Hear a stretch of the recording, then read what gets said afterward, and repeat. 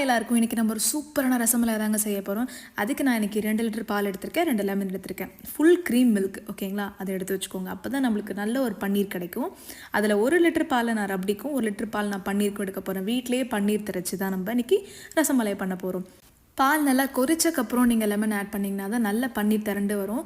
இந்த பன்னீரை நல்லா வடிகட்டி எடுத்து வச்சுக்கோங்க. ரொம்ப வடிகட்டாதீங்க.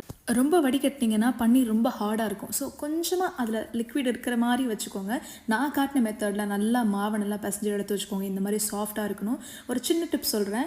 இந்த மாதிரி பன்னீரை நீட் பண்ணும்போது ஒரு 1/4 ஸ்பூன் அதில் மைதா ஆட் பண்ணிக்கோங்க. இன்னும் பன்னீர் சாஃப்டாக இருக்கும். நான் எடுத்து வச்சுருக்கேன் இன்னொரு 1 லிட்டர் பாலில் கொஞ்சமாக சாஃப்ரானும் 4 ஏலக்காவும் போட்டு கொதிக்க வச்சுருக்கேன். தேவைக்கேற்ப சர்க்கரை போட்டு கொஞ்சமாக உப்பு போட்டுக்கோங்க. அப்போ தான் அந்த சர்க்கரை கொஞ்சம் தூக்கி கொடுக்கும் உங்களுக்கு. பிசைஞ்சு வச்சுருக்க பன்னீரை நான் குட்டி குட்டியாக ரவுண்ட் பண்ணி நல்லா தட்டி இந்த மாதிரி தண்ணியில் போட்டு கொதிக்க வச்சுருக்கேன். அப்புறம் அந்த பன்னீரை நல்லா கோல்டு வாட்டரில் கொஞ்சம் நேரம் வச்சுட்டு மறுபடியும் ஸ்க்யூஸ் பண்ணிவிட்டு தனியாக ஒரு பவுலில் மாற்றிட்டு அதுக்கப்புறம் கொதிக்க வச்ச அந்த பாலை அந்த பன்னீர் மேலே ஊற்றிக்கோங்க. ஃப்ரிட்ஜில் ஒரு 2 மணி நேரம் வச்சு எடுத்து சாப்பிட்டிங்கன்னா ஒரு சூப்பரான ரசமலாய் ரெடி. இந்த மாதிரி மோர் வீடியோஸ்க்கு நம்ம சேனலை சப்ஸ்கிரைப் பண்ணிக்கோங்க. தேங்க்ஸ் ஃபார் வாட்சிங்.